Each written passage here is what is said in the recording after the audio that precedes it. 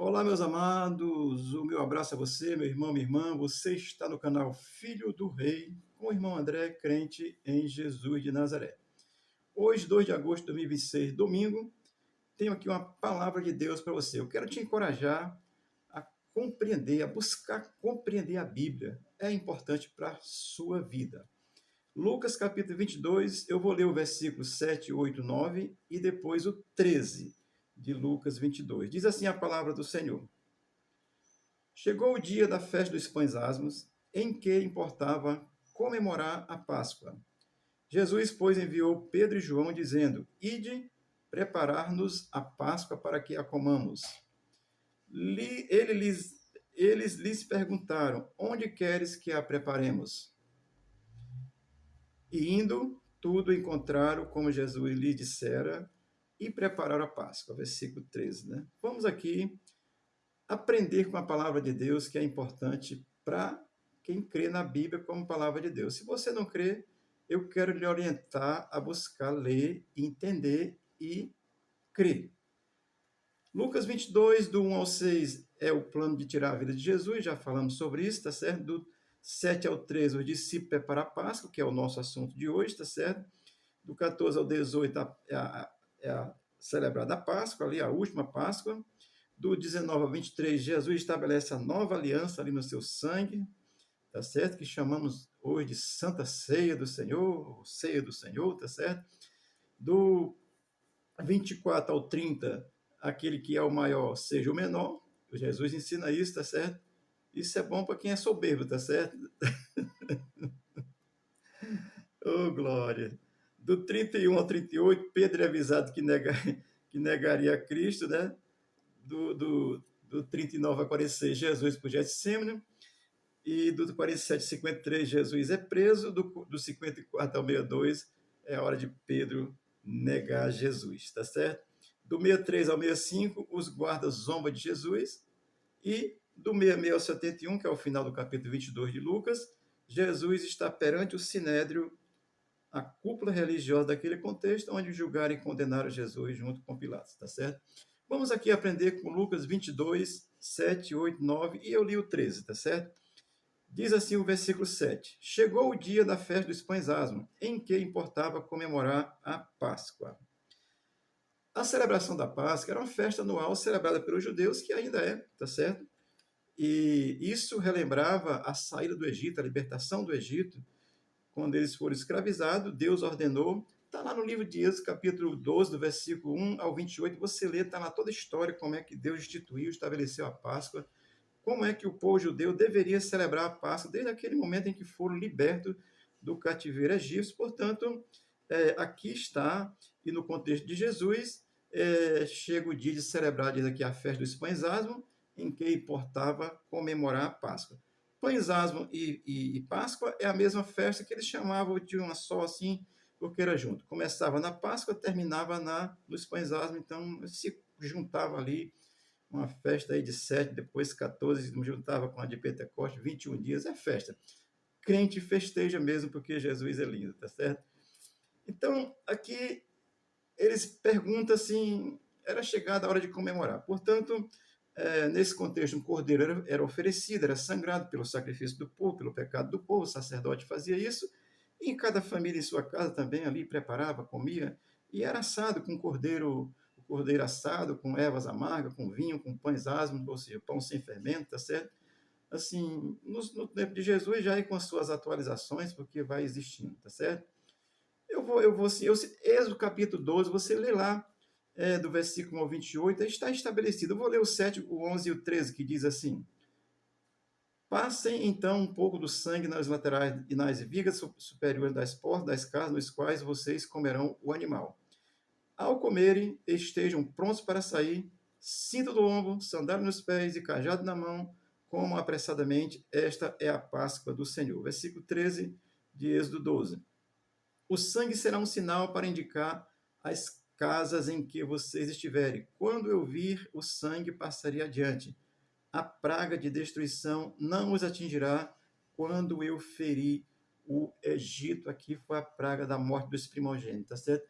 O sangue do cordeiro lá no Egito já simbolizando o sangue divino de proteção como sinal de proteção, tá certo? Só para você compreender, o contexto da Páscoa era essa celebração pela libertação do cativeiro egípcio. Páscoa é passar, né? É libertação, é passagem de um lugar de cativeiro para um lugar de libertação. Estou dizendo aqui de uma forma muito simples, certo? Para você compreender.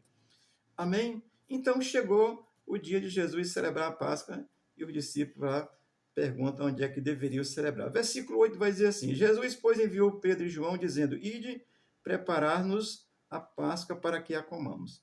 Esse preparar era exatamente matar o carneiro, assar o carneiro com ervas amargas, tá certo?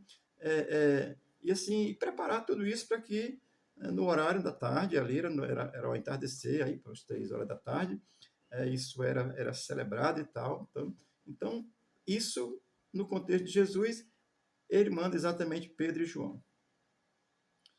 É interessante porque ele chamou só Pedro e João e disse assim, vão lá e preparem. Eu fico imaginando que ele não falou para os outros, porque Judas estava ali, o traíra, né?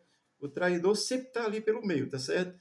E ele não quis espalhar muita conversa, que era para não saber onde ele ia celebrar a Páscoa, para não prenderem ele antes do processo do Getsemane, tudo isso, tá certo?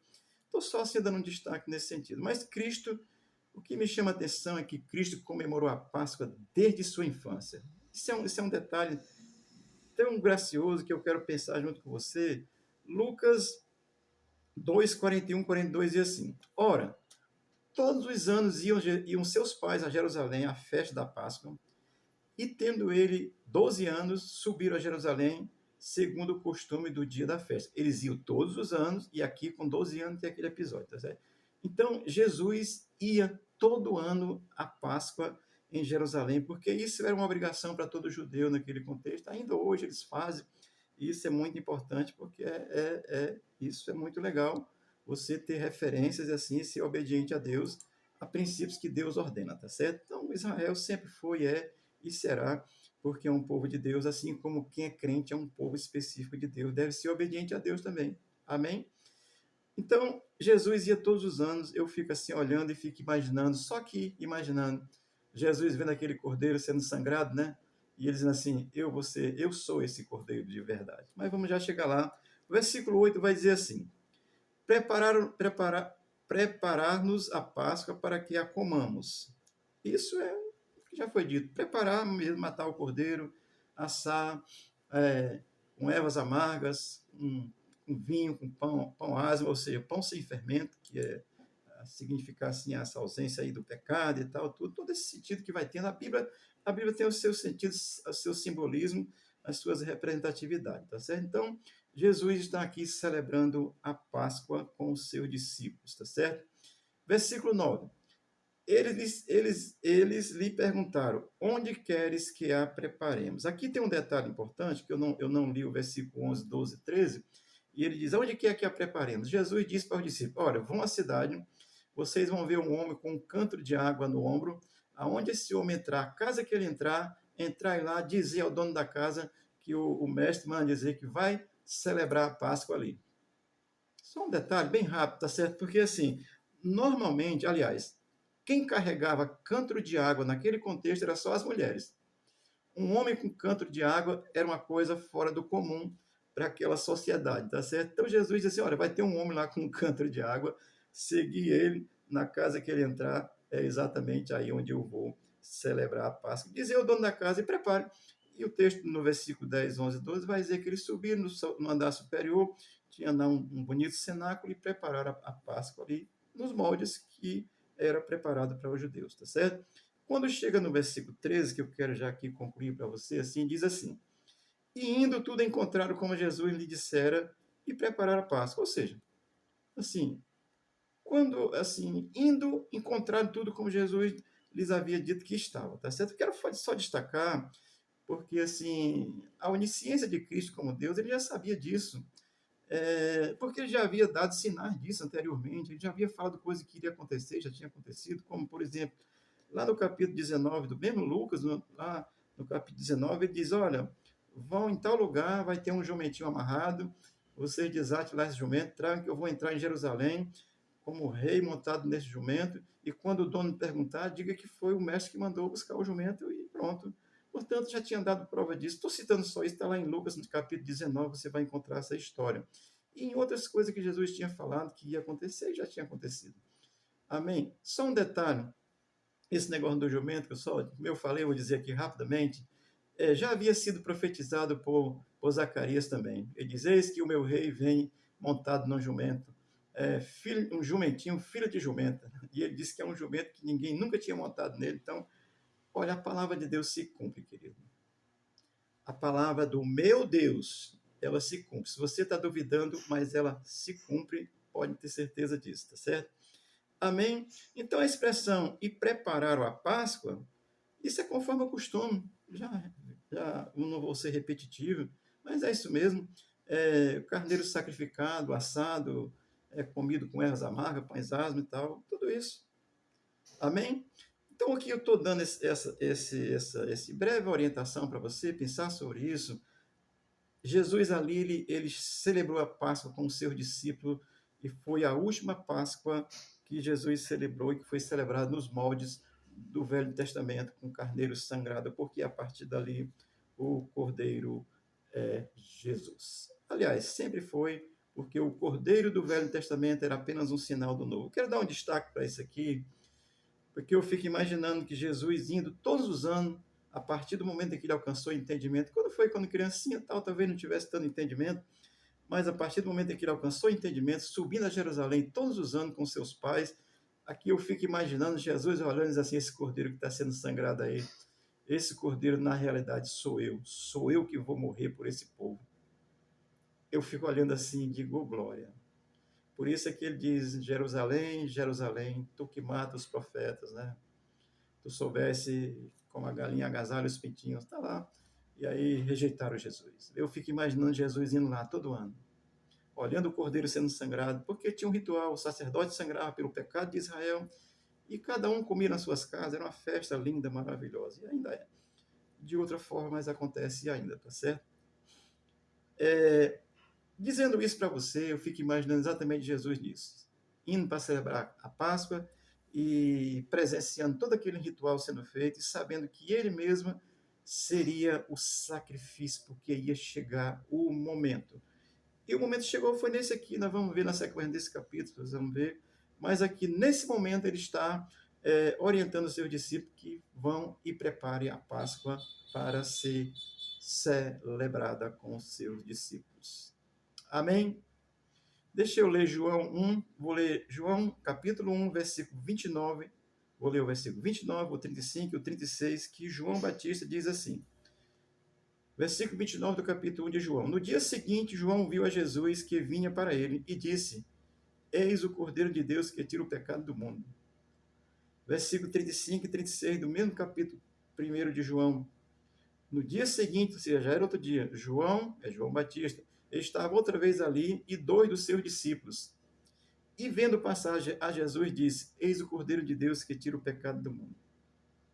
Glória a Deus. Olha, amado, neste sentido, nós podemos aprender e aprender com clareza e com convicção de segurança de que Cristo, ao celebrar a Páscoa, ele sabia que ele era o Cordeiro de Deus, ele era o real Cordeiro de Deus que tira o pecado do mundo.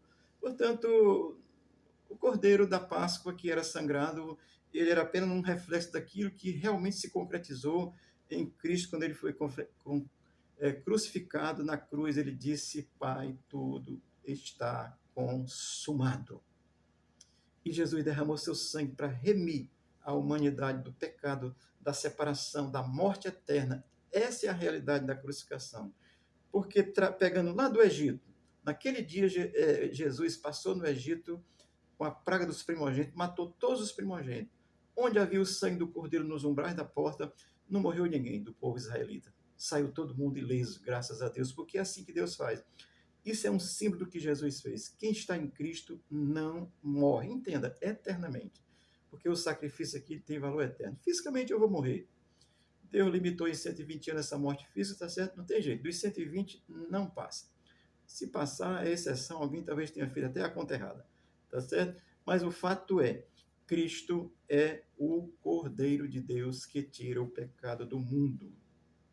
Não tem outra forma de você ser perdoado diante de Deus, a não ser entendendo que você é pecador, aceitando o sacrifício de Cristo como a única forma de remir você do seu pecado diante de Deus. Eu vou concluir lendo João 14:6, que diz: Jesus respondeu aos seus discípulos que o indagaram, e ele disse: Eu sou o caminho e a verdade e a vida. Ninguém vem ao Pai senão por mim. Ninguém. Se não for por Jesus, se não for pela fé de Jesus, você não tem vida eterna com Deus, meu irmão. Tenho que lhe dizer isso, porque a verdade de Deus precisa ser dita. Pastor, mas a verdade de Deus é essa. O sacrifício de Jesus, ele morreu por isso. Essa é a essência, é o cerne, é o centro da oferta de Jesus na cruz. O resto, curar, expulsar demônios, isso é bônus. Amém? Deus te abençoe, Deus te guarde. Temos culto hoje aqui às 18 horas, Rua Guaraí, 1938A, bairro João 23, Fortaleza, Ceará. O que vamos fazer hoje aqui? Celebrar a ceia do Senhor e adorar Jesus Cristo no poder do Espírito Santo. Que Deus te abençoe e Ele possa revelar-se a ti de uma forma graciosa, tu possa entender essa fé exclusiva em Cristo para a glória de Deus e a tua salvação. Amém.